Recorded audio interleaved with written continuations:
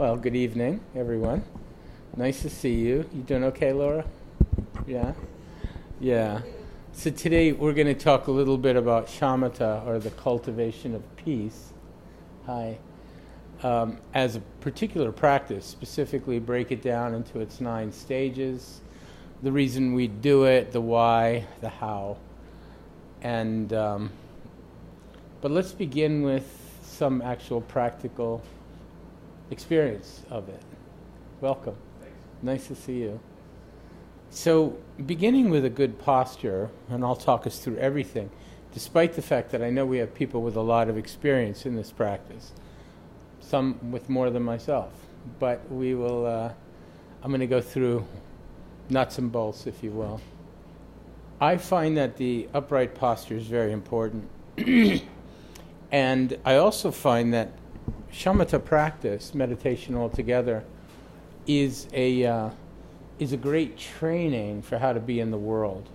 It's not just something we do on the cushion and then get off the cushion. Sometimes people think of everything psychologically. That's kind of what we do. But meditation is largely physical. It's also psychological.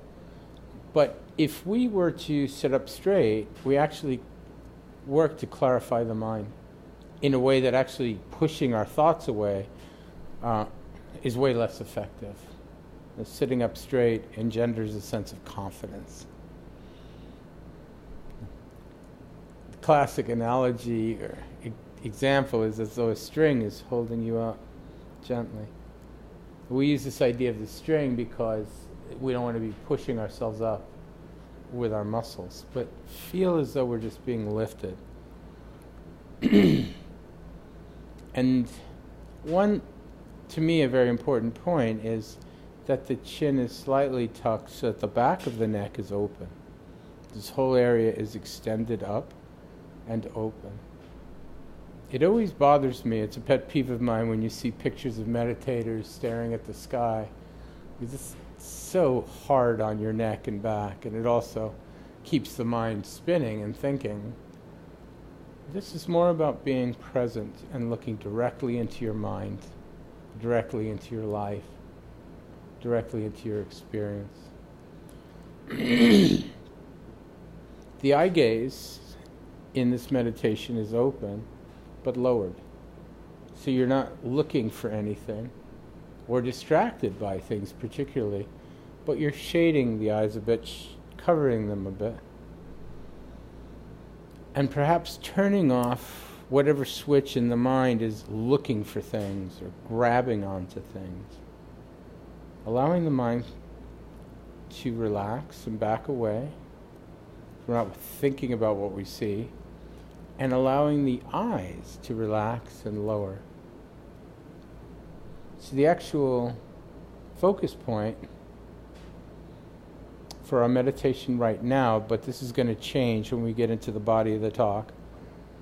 But the actual focus point, let's say, is just a couple of feet in front of you, without tipping the head down. That's the balance point, to be upright, lowered eyes, and the gaze just falling, or the word we're going to use is resting. Just resting. And release any grip, expectation, thought process around the eyes, and just let the information in as though you had a window open, but you weren't particularly looking out. Sometimes they call this soft focus. I've heard it said like as though you're looking from the back of your eyes. And if you saw anything, which is not the point, but if you did, you'd be seeing the periphery around you as much as anything in the center. Very open. Very non-acquisitive. Very non-judgmental.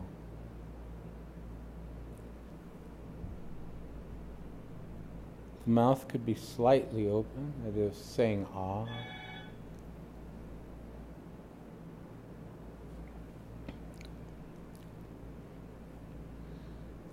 Some people like to gently rest the tongue behind the top of their front teeth, in the back of their front teeth. This is a fine point, and it's not important, and don't think too much about it. Some people believe it reduces the amount of saliva in the mouth, so you could keep the jaw relaxed and the mouth open. There's no particular instruction on how to breathe, except to allow the breathing to be quite natural. So if it's in or out, or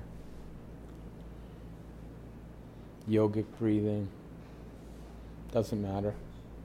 Whatever's natural to you.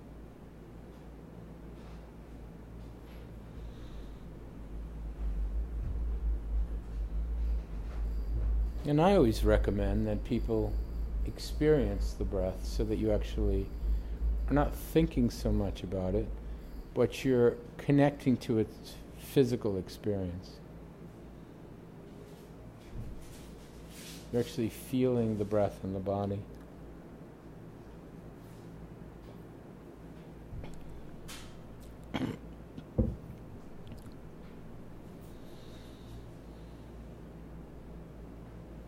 Hands could be flat on the thighs if that's comfortable for you. If you are clasping them or holding them in meditation mudra, it's important not to have the shoulders curl in and the back curl under, which cuts things off energetically. But open yourself up. I like to imagine another string at my sternum area, this sense of pulling the top of the chest up and open and allowing the shoulders to be back.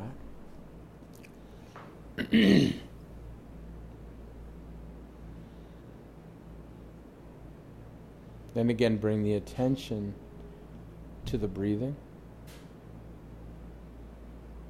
so that you're not just thinking about it. That's usually the first step. But that you're experiencing it, feeling it. This isn't in the standard instruction, so take it with a grain of salt, or if you will. But I find it helpful to think of it actually as a 4-step process. The first step being that magical moment that you remember that you're lost in thought and not paying attention.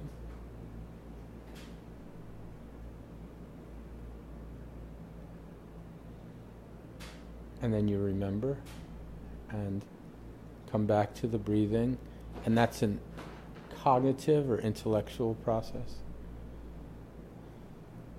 But then I recommend that you take it to the 3rd level and actually open to the experience. So you're really feeling the breath moving in the body. This will deepen your connection to the breath in the present. The 4th stage is just a possibility. It's like a view where you might at some point become completely unified with the object of meditation. You'd just be breathing without any effort or intention. I find that stage is something I pass through occasionally. It doesn't last. Certainly not past the point when I notice it. And then I just bring myself intellectually, cognitively back to the breath, and then try to really feel it. Legs can be loosely crossed, or warrior position, or straight down on the floor if you're in a chair.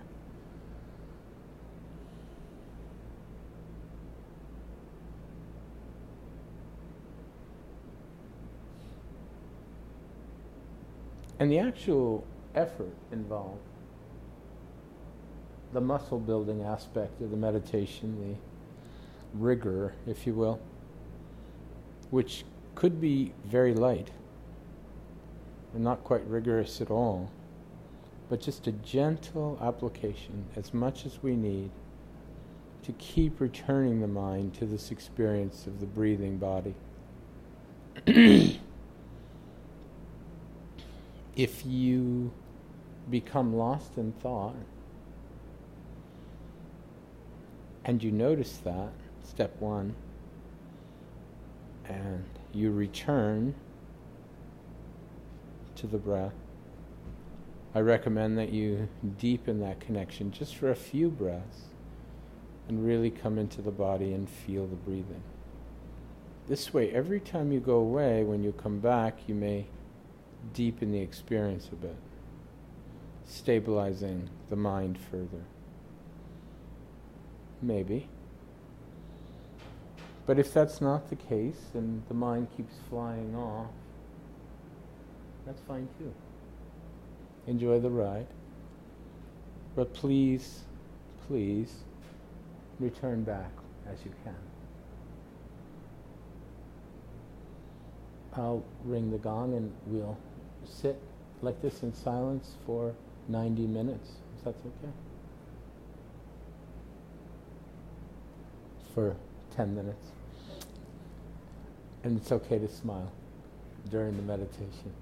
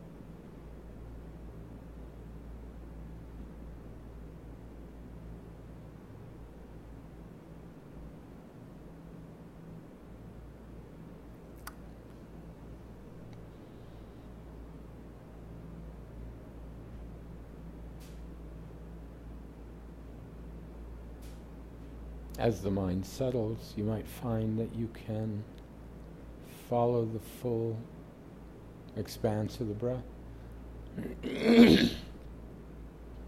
Follow and feel or experience the breath coming out, up and in. Some people see it as a circular kind of motion, others a swinging motion. But as you can, if you can, simply see if you can keep yourself with the full experience of the breath.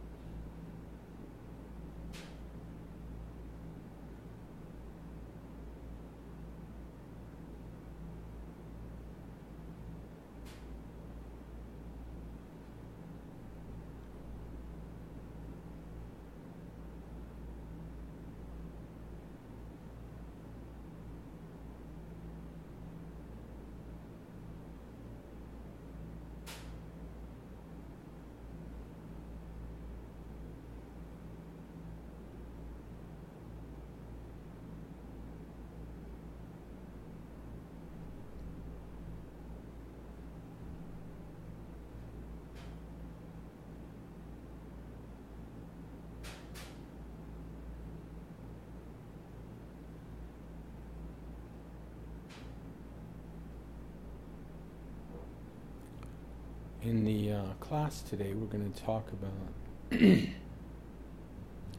not too tight, not too loose. But for the last 2 minutes, maybe we can just look at how much effort we need to stay present, but not to make it any more than what we need.